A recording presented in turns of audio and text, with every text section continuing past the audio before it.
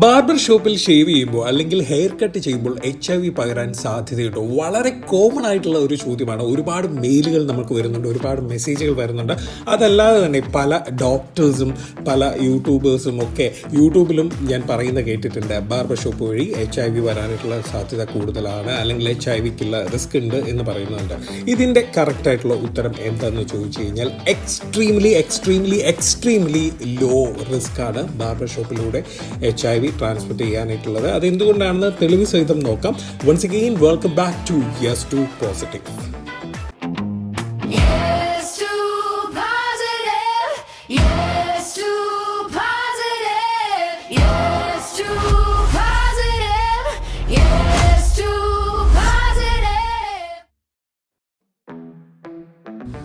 ഇനി എന്താണ് ഈ ബാർബർ റിസ്ക് അല്ലെങ്കിൽ ബാർബർ റിലേറ്റഡ് റിസ്ക് എന്താണെന്ന് നോക്കാം.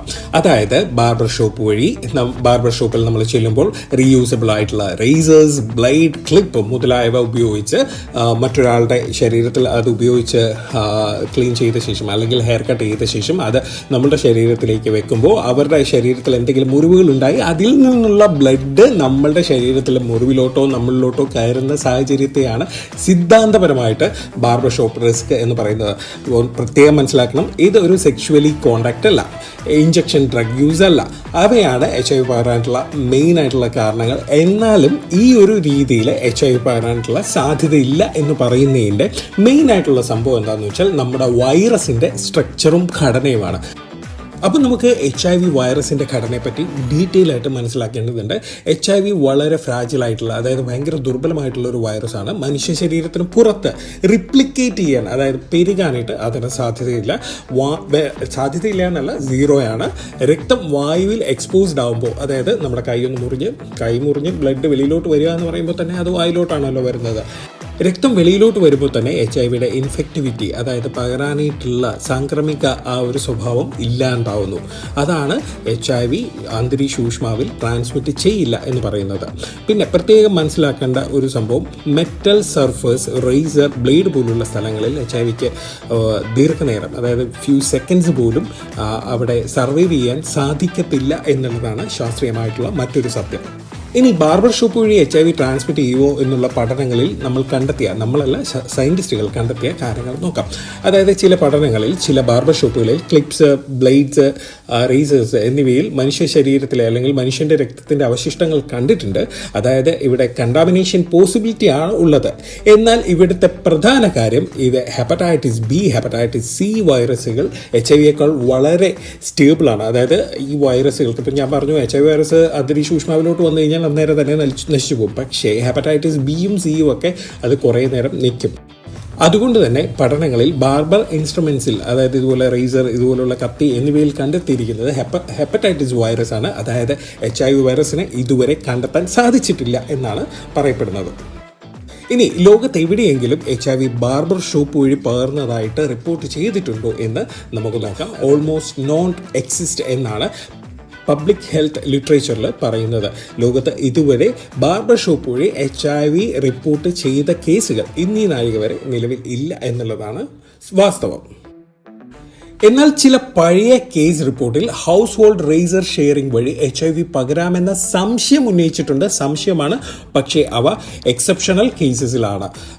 റുട്ടീൻ ബാർബർ പ്രാക്ടീസിനെ ഇതിനെ പെടുത്താൻ പറ്റത്തില്ല. അതായത് നോർമലി ഉള്ള ബാർബർ ഷോപ്പ് വഴിയുള്ള കട്ടിങ്, ഷേവിങ് എന്നിവയിൽ ഇതിനെ ഒന്നും പെടുത്താൻ പറ്റത്തില്ല. ഒരു സംശയം മാത്രമാണ് അതിൽ ഉന്നയിച്ചിരിക്കുന്നത്. ആക്റ്റീവായിട്ടുള്ള കേസസ് നിലവിലില്ല. അതുകൊണ്ട് തന്നെ WHO, CDC പോലുള്ള സംഘടനകൾ, പബ്ലിക് ഹെൽത്ത് ഏജൻസികൾ ബാർബർ ഷോപ്പിനെ HIV ട്രാൻസ്മിഷൻ അല്ലെങ്കിൽ HIV ട്രാൻസ്മിഷൻ സെറ്റിംഗ് ആയി ക്ലാസിഫൈ ചെയ്തിട്ടേ ഇല്ല കേട്ടോ. നമ്മുടെ നാട്ടിലെ ഡോക്ടർമാരാണ് ഇങ്ങനത്തെ മണ്ടത്തരങ്ങളൊക്കെ വിളിച്ചു പറയുന്നത്. ബാർബർ ഷോപ്പ് വഴി HIV വരാനുള്ള സാധ്യതയില്ല, അല്ലെങ്കിൽ ഇൻഫ്ലുവൻസേഴ്സ് ഒക്കെയാണ് പറയുന്നത്.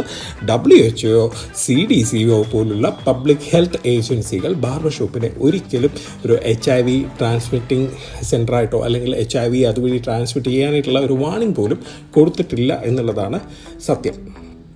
സോ ചുരുക്കി പറഞ്ഞാൽ ഡിസ്പോസിബിൾ ബ്ലേഡ് യൂസ് ചെയ്യുക. ബാർബർ ഷോപ്പിൽ HIV ട്രാൻസ്മിഷനുള്ള പ്രാക്ടിക്കാലിറ്റി അല്ലെങ്കിൽ അത് വരാനുള്ള സാധ്യത എന്ന് പറയുന്നത് 0 തന്നെയാണ്.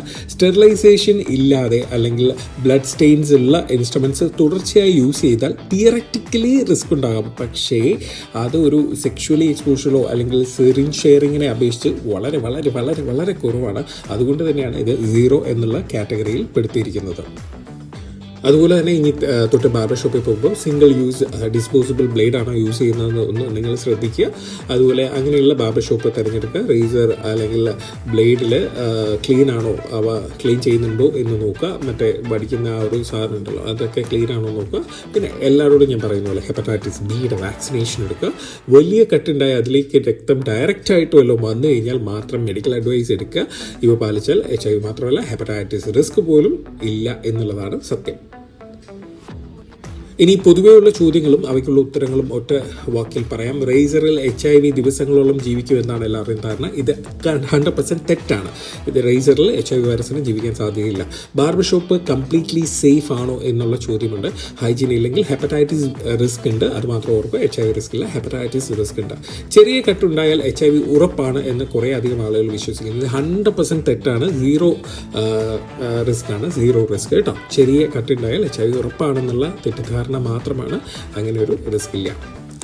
നമ്മൾ ഇതുപോലുള്ള വീഡിയോകൾ വീണ്ടും വീണ്ടും ചെയ്യുന്നത് പല എക്സ്പേർട്സിനോടും അല്ലെങ്കിൽ പല ഡോക്ടേഴ്സിനോടും സംസാരിക്കുമ്പോൾ അവർക്ക് ഇതിനെപ്പറ്റിയുള്ള നോളജുകൾ തീരെ കുറവാണെന്ന് കാണുന്നതിൻ്റെ പശ്ചാത്തലത്തിലാണ് ഇങ്ങനെയുള്ള വീഡിയോസ് നമ്മൾ ഇടുന്നത്. കാരണം അവർക്ക് പോലും കൃത്യമായിട്ടൊരു കാര്യം പറഞ്ഞു കൊടുക്കാൻ കഴിയുന്നില്ല എന്നുണ്ടെങ്കിൽ, അല്ലെങ്കിൽ പല ഡിപ്പാർട്ട്മെൻറ്റിലുള്ള ഡോക്ടേഴ്സിനും വൈറസുകളെ പറ്റിയുള്ള അല്ലെങ്കിൽ HIV പറ്റിയുള്ള പരിജ്ഞാനം എന്നും 0-യിൽ നിൽക്കുന്നത് കാണുമ്പോഴത്തേക്കുമാണ് നമുക്ക് ഇതുപോലുള്ള വീഡിയോകൾ ചെയ്യാൻ വീണ്ടും ഇൻസ്പയർ ആവുന്നത്. കാരണം ഡോക്ടേഴ്സിൻ്റെ അവസ്ഥ ഇതാണെങ്കിൽ സാധാരണക്കാരെയും മറ്റ് കൗൺസിലേഴ്സിൻ്റെയും അവസ്ഥ എന്താണെന്ന് നമുക്കറിയാം. കഴിഞ്ഞ കുറേ വർഷങ്ങളായിട്ട് ഞങ്ങൾ കണ്ടുകൊണ്ടിരിക്കുന്നതാണ് പല കേസുകളും, പല ഫാമിലി കേസുകളും. ഇപ്പോൾ ഹസ്ബൻഡ് പോസിറ്റീവ് ആവുന്നു, വൈഫ് പോസിറ്റീവ് ആവുന്നു, അല്ലെങ്കിൽ ഒരാൾ പോസിറ്റീവ് ഒരാൾ നെഗറ്റീവ് ആവുന്ന കേസുകൾ പലപ്പോഴും ഒരു കുടുംബ കൗൺസിലറുടെ അടുക്കെ ചെല്ലുമ്പോൾ അവർ അത് ഒന്നും കൂടെ കുളമാക്കുകയാണ്. കാരണം അവർക്ക് ഇതിനെപ്പറ്റി കൃത്യമായിട്ടുള്ള നോളജ് ഇല്ലാത്തത് കൊണ്ടാണ് ആ ഒരു പ്രശ്നം ഉണ്ടാവുന്നത്. അതുകൊണ്ടാണ് അതിനെ ബോധവൽക്കരിക്കാൻ വേണ്ടി മാത്രമാണ് നമ്മുടെ ഈ ചാനൽ കൊണ്ടുള്ള ഉദ്ദേശം. അല്ലാതെ വേറെ മറ്റു ഉദ്ദേശങ്ങളൊന്നും തന്നെ ഇല്ലയെന്ന് ഇവിടെ